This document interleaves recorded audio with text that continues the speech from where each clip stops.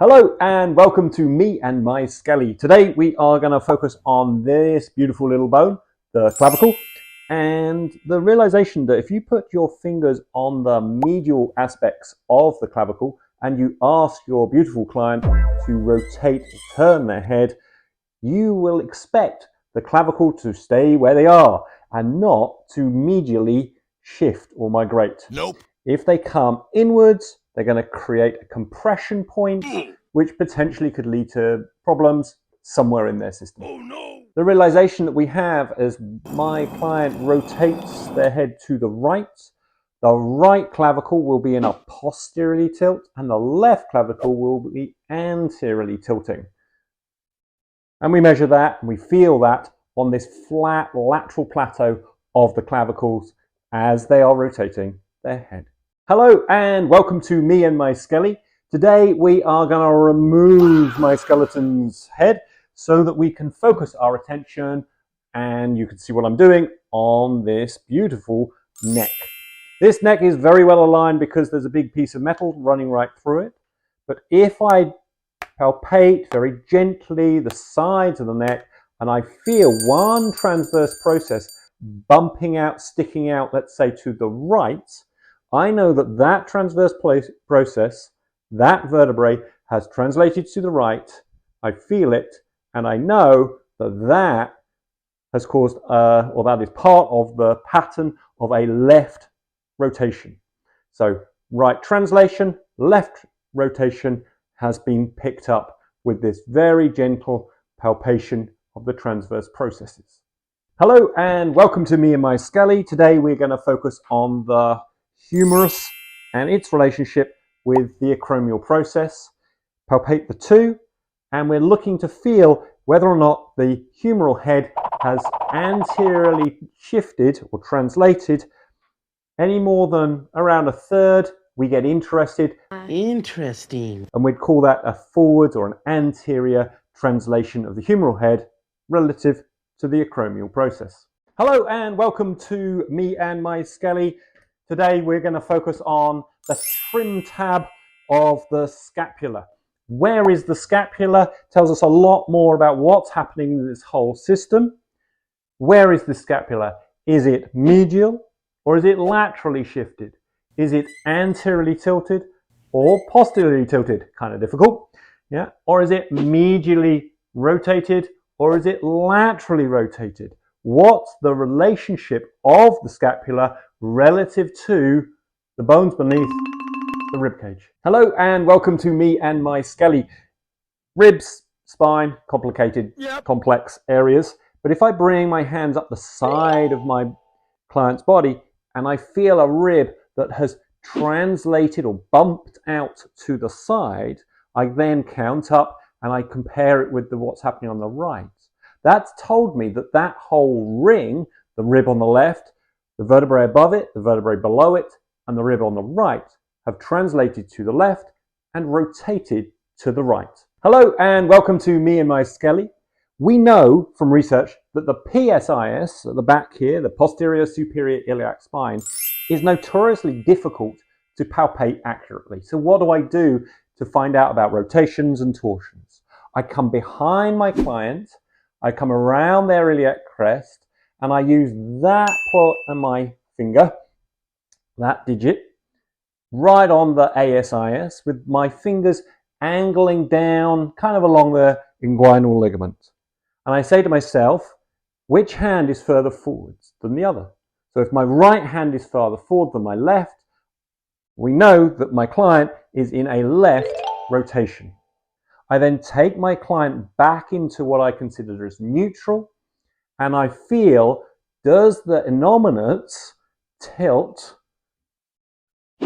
back to neutral? If they did, then that is consistent with a right torsion. A right torsion being the right innominate is in a posterior tilt and the left innominate is in an anterior tilt. Hello and welcome again to me and my Skelly. We're looking at the SIJ, controversial I know.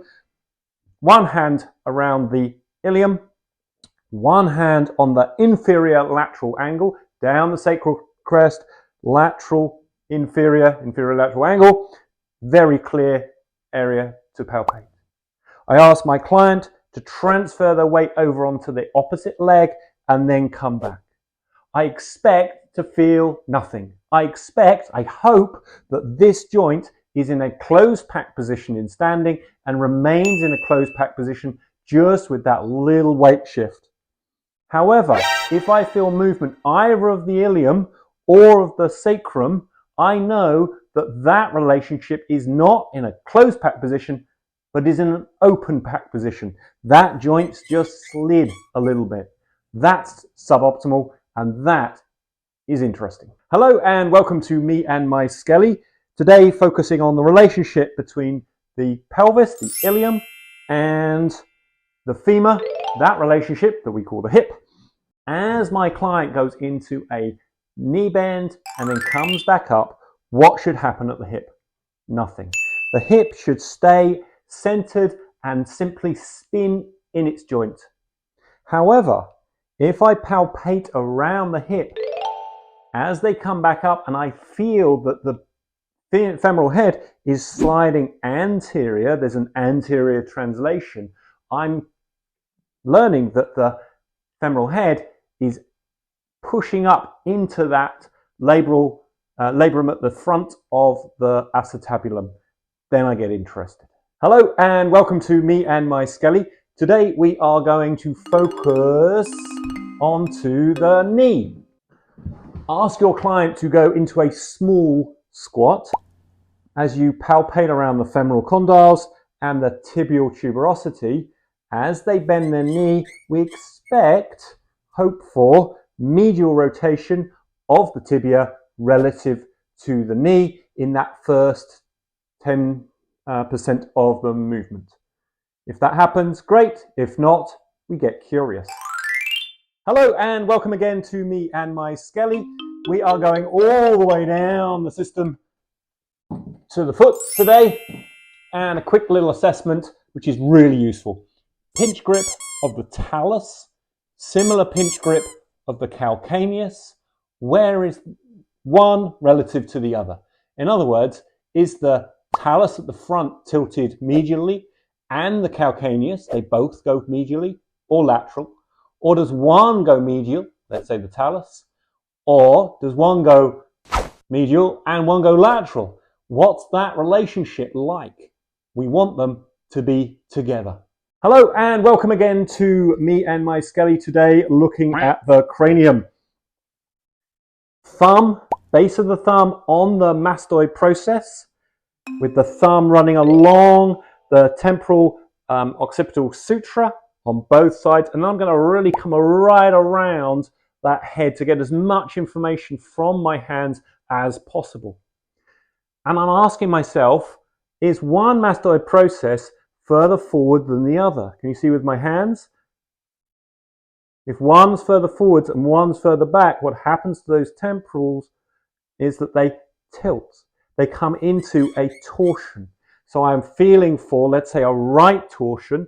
The right mastoid process will be further forwards than the left.